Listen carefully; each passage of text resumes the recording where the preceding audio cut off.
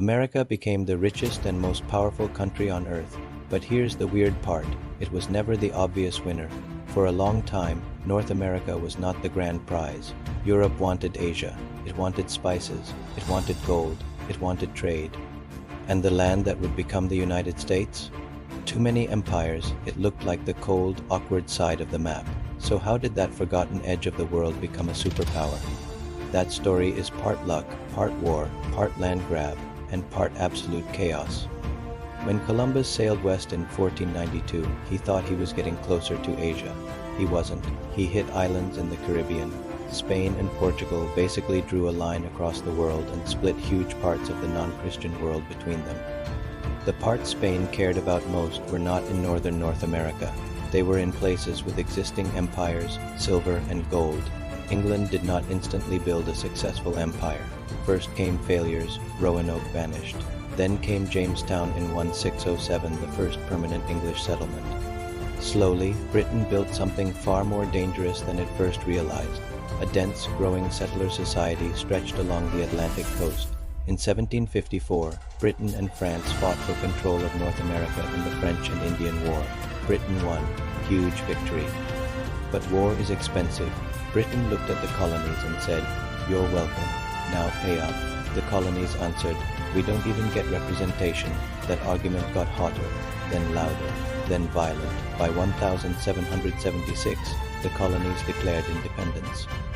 The United States did not become strong right after independence. At first, it was messy. The federal government was weak, so the founders built a stronger system, the Constitution. In 1789, George Washington became the first president under it. In 1803, America bought the Louisiana Territory for $15 million. The country basically doubled in size overnight. That was civilization changing lucky.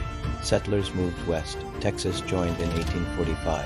The Mexican-American War ended with the U.S. gaining territory that would shape the future. In just a few decades, America had stretched from ocean to ocean. But underneath all this growth was a brutal contradiction. Slavery. Abraham Lincoln won in 1860. Southern states seceded, and the United States collapsed into civil war. The North won. The Union survived. After the war, America was transformed, more centralized, more industrial, more capable of projecting power. In 1867, it bought Alaska from Russia. Then came Hawaii. This was the moment America stopped acting like just a continental country. In 1898, the U.S. went to war with Spain. The U.S. emerged with control over Puerto Rico, Guam, and the Philippines. To move trade and warships quickly between two oceans, it needed a canal. The U.S. built the Panama Canal, opened in 1914. America's rise was a chain reaction, a mistaken voyage, a ridiculous land bargain, westward expansion, and finally, a path to global power. America did not begin as the obvious giant. It became one because history opened a door, and the United States kept walking through it. Subscribe for more cinematic history. If you think America's rise was destiny or just outrageous luck, tell me in the comments.